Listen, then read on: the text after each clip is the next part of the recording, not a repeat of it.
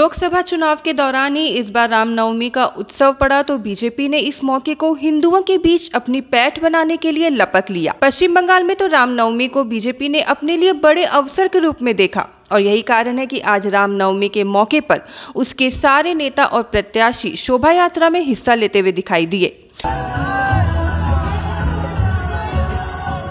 2 दिन पहले ही मुख्यमंत्री ममता बनर्जी ने रामनवमी को लेकर दंगा भड़काने की आशंका प्रकट की थी और सावधान रहने की चेतावनी भी दी थी। ममता का यह संदेश साफ तौर से अल्पसंख्यक वर्ग के लिए था, लेकिन बीजेपी नेताओं ने उत्तर बंगाल के दार्जिलिंग और जलपाईगुड़ी से लेकर कोलकाता तक में रामनवमी को एक मेगा प्रचार इवेंट बना दिया। बैरकपुर के निवर्तमान सांसद और बीजेपी प्रत्याशी अर्जुन सिंह इस दिन 2 रामनवमी शोभा यात्रा में शामिल हुए। सुबह में वह हाली शहर के जेटिया ग्राम पंचायत इलाके में एक शोभा यात्रा में शामिल हुए और इस दौरान उन्होंने चुनाव प्रचार भी बखूबी किया। वहीं उन्होंने दोपहर में अपने गढ़ भाटपाड़ा में एक विशाल शोभा यात्रा निकाली। इसमें बीजेपी नेता प्रियंका टिब्रेवाल भी शामिल हुई। भगवान श्री राम 500 বছর পরে নিজের ঘরে এসেছেন, তারপরে প্রথম রামনবমী হচ্ছে, এটাতে মানুষ অনেক খুশি হর্ষ উল্লাস করছে। इस लोकसभा चुनाव में पश्चिम बंगाल के सबसे बड़े स्टार प्रचारक नेता शुभेंदु अधिकारी बुधवार की सुबह न्यू टाउन में रामनवमी की पूजा में शामिल हुए।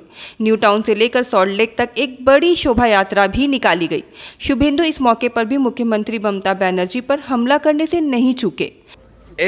राष्ट्रविरोधी, संविधान विरोधी, भारत विरोधी टुकड़े टुकड़े गैंग के ममता बनर्जीर आश्रये प्रश्रये ओखाने पालित करा होच्छे और এই কাজে ममता बनर्जीर दोसर होच्छे सीपीएम, যাদের ठाकुरदा जेठा दादू सबाई चीने थाके।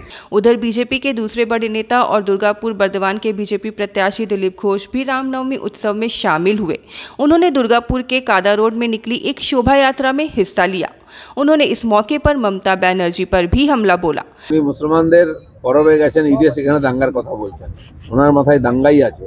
भारतीय जनता पार्टी सारा देशे दंगा बंद करेছে, পশ্চিমবঙ্গে दंगा बंद करবে। प्रधानमंत्री नरेंद्र मोदी के करीबी मंत्री रहे एसएस आलूवालिया इस बार आसनसोल से बीजेपी प्रत्याशी हैं। उन्होंने रामनवमी के मौके पर अंडाल में निकली एक शोभा यात्रा में अपनी उपस्थिति दर्ज कराई।